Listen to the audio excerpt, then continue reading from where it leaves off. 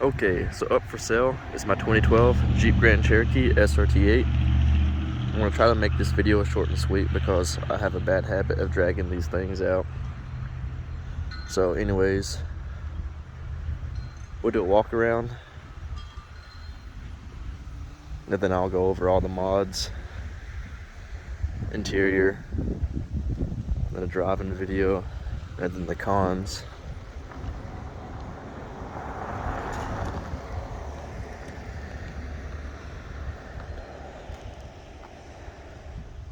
You can see a bunch of streaking from the quick detailer.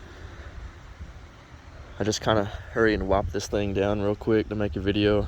It's my daily driver, so the miles will rise, and it's always dirty. It's just hard to keep it clean. So anyways, we have a Trackmaster front lip. That's not real carbon fiber, it's just a print. LED fogs in the daytime driving lights, the little like horizontal lights, they are disconnected. They're just purely for looks. When they're smoked out, they can be reconnected, but they look weird. It has the Bi-Xenon headlights.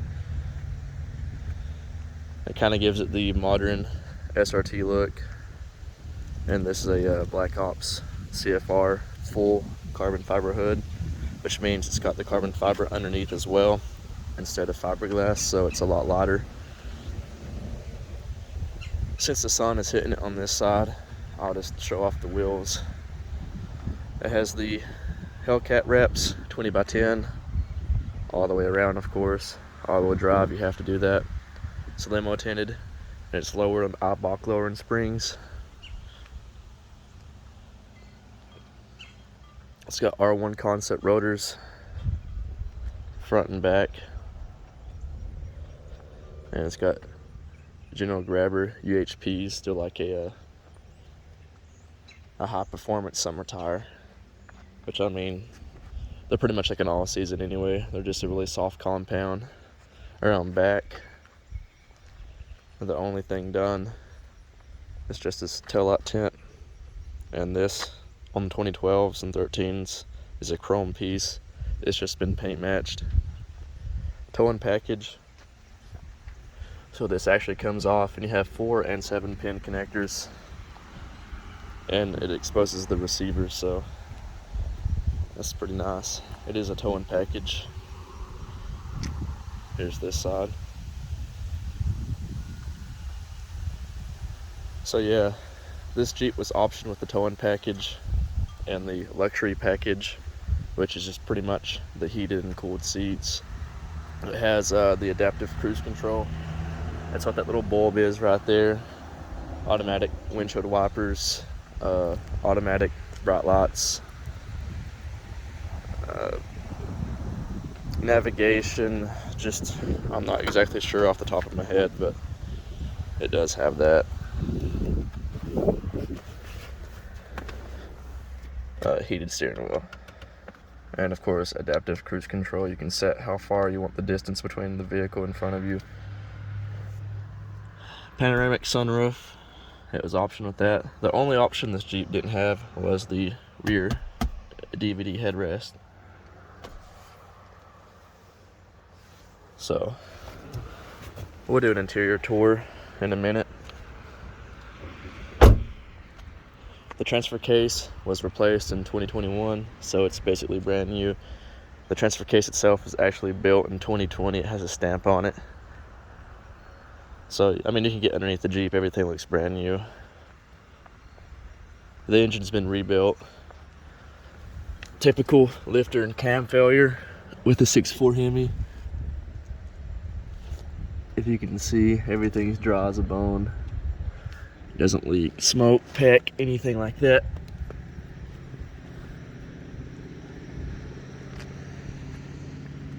The previous owner had the MDS physically deleted, which is just a different cam. It's just a 392 cam with the MDS lobe delete, and it's tuned for MDS delete as well. Included is a Diablo Sport i3 tuner. we have these carbon fiber print mirror caps. These are just like the front lip, it's just a pattern.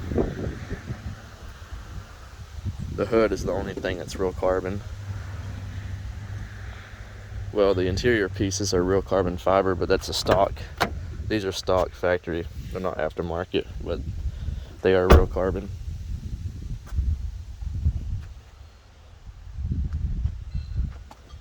So, as far as modifications go, and I just hit my key fob crawling down here, but we have Borla ATAK. Mufflers back here. It's a Catless X pop setup, so it's pretty loud. Sounds good though.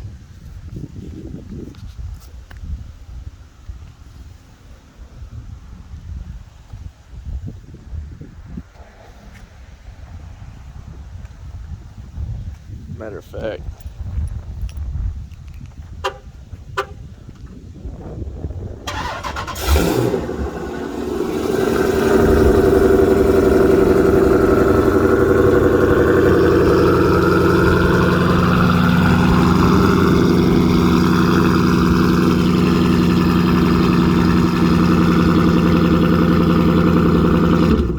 remote start, it works. As you can see, it doesn't smoke or anything like that. We'll look at the interior. Like I stated before, this is my daily driver, so it's not as clean as it could be. I mean, I have all kinds of stuff right there shoved in there in the little storage pocket, but interior's in great shape. Like, the only thing wrong with the interior is like the die is kind of wore off right there, I guess from the armrest, and just these wrinkles on the driver's side bolster. Passenger seat's in great shape. The leather is notorious for peeling up on these Jeeps, and this carbon fiber is notorious for peeling off. So all of that stuff is good on this Jeep.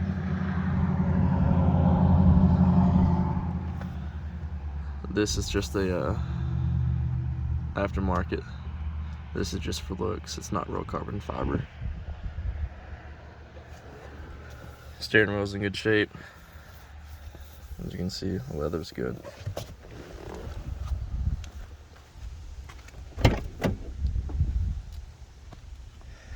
Back seats are dirty, but I mean,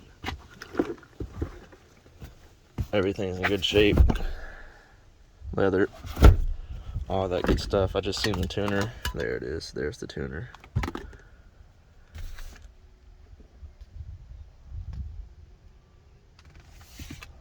So yeah.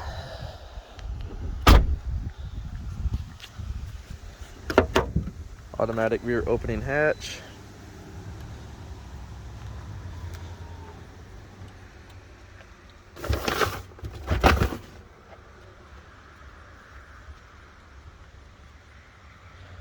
High performance audio package. I didn't mention that, but it does have the audio system upgrade.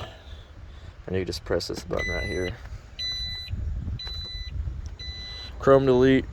So smoke right there on the signal lights, reflectors, whatever you want to call those, and the actual chrome delete on the windowsill is right there. Can all be removed. These grill inserts, they're chrome, that's plasti dip. They can be peeled off if you want the chrome back. These are chrome. All of the chrome can be re-exposed. If that's the look you're going for, it's just wrap. The quick detailer smears are really irritating me. Now, as far as the cosmetic flaws with the vehicle, we have this one scratch right here. You can see there's touch-up paint. Something flew up from the interstate, or the previous owner said something flew up. I don't know if it was a truck tire that blew up or what, but it scratched the bumper. And as far as flaws go, that's the worst one. So that's the good news. From a distance, you can't even tell. The rot chips, I mean, this is a 2012, it's 10 years old, and it's a daily driver, but the rot chips aren't bad at all. I've seen modern cars with a lot worse. I know this looks like clear coat fade, but that's not. That's actually a clear wrap. You can see there's a bubble. I can squeeze it. So this piece right here, whatever you want to call this, is wrapped in PPF. So that helps a lot with rot chips. So overall, I mean, as far as scratches go, I think there's one scratch on the fender. That's probably when the engine is probably rebuilt. I'm assuming somebody might have leaned over and scratched that. But as far as scratches go, it's a smudge on the door, if you notice that. And there's a lot of dust too, by the way, so just ignore that. I mean, the paint's in good shape. Like this piece right here, the receiver cover for the tow package, like I said, this piece can be removed. I'm thinking the previous owner might have had it off and just kind of tossed it in the back somewhere because paint chips.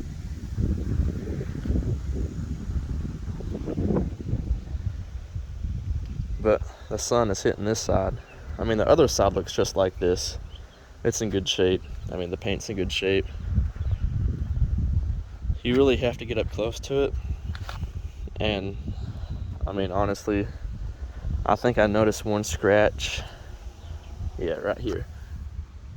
If I can get the video to pick that up. Hold on. There's a scratch right there. I mean, it's very, very minor. It's just, black is so reflective, it's hard to pick anything up. Anyways, like I'm saying, the scratches are very minor.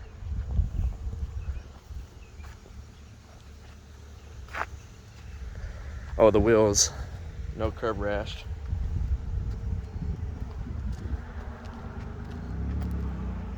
Wheels are in great shape.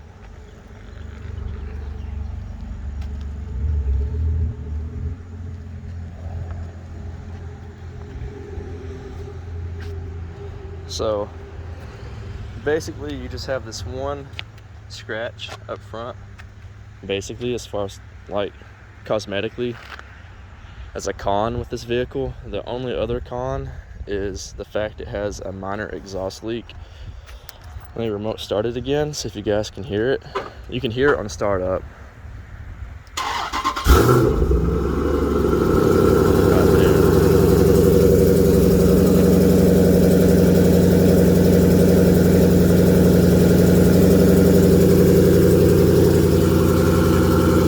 Once the idle starts to die down and it warms up, it goes away.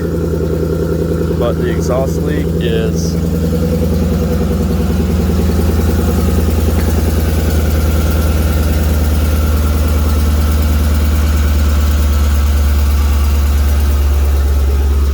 see that catalytic converter, there's a flange that bolts up to the exhaust manifold, and it's a donut gasket, and that's what's leaking. But see, now that the idle has dropped down, you really can't hear it. You just hear the exhaust. But now, since we have it running, we'll take it down the road.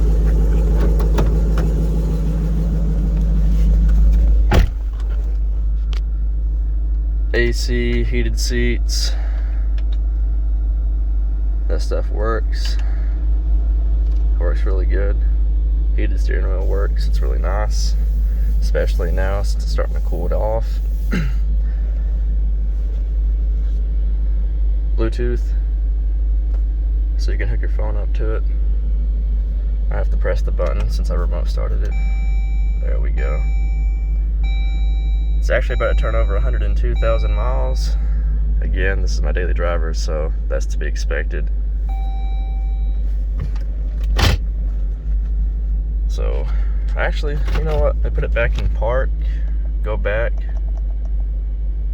vehicle info, oil pressure. This is pretty much a cold start, by the way. As you can see, the coolant temperature is still, I think it, what did it say, 100 and...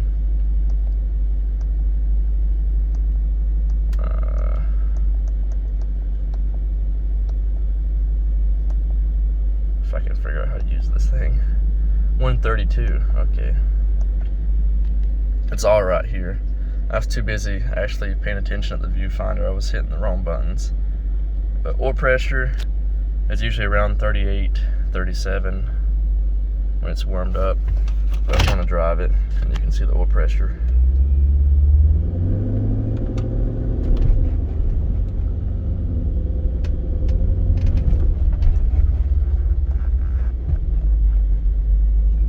Every time you come to a stop with the seatbelt off, it will remind you, by the way, so just ignore that.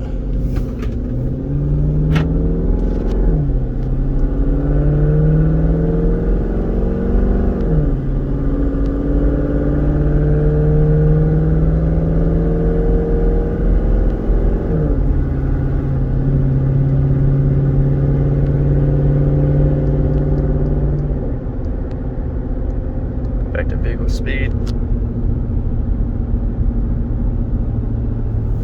You do have paddle shifters.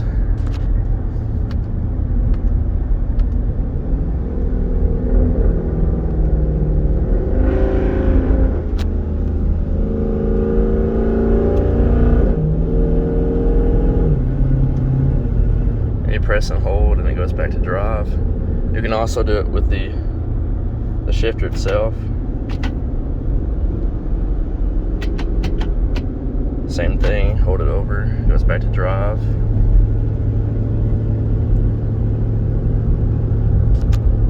You can slightly hear the exhaust leak when you're accelerating inside the vehicle. If you turn the air on, or the radio on, or even have the windows cracked, you do not hear it at all. Okay. Turning radius on this thing is actually really good, believe it or not, for a big SUV. And Jeep pals. I look like an idiot sitting here like that, but we're good to go. Just listen to the shifts.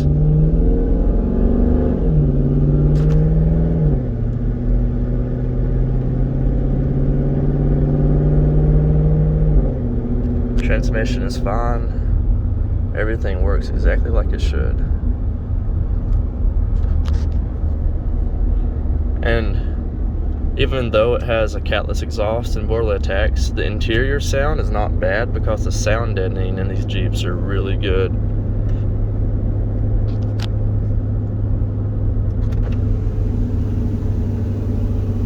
Ignore the water spots, but the panoramic sunroof, it works.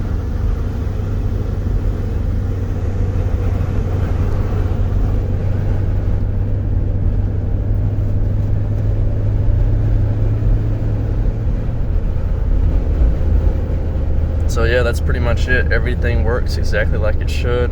No issues, no check engine lights. As you can see, engine is in great shape. No check engine lights, nothing like that. Now, as far as smog states go, this thing will not pass since it is Catless. That may be an issue, so just a heads up on that. Let me close this. And it has a bug catcher too, which is pretty cool.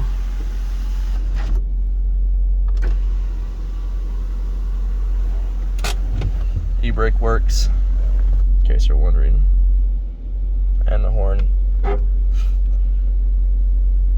So yeah, that's basically it.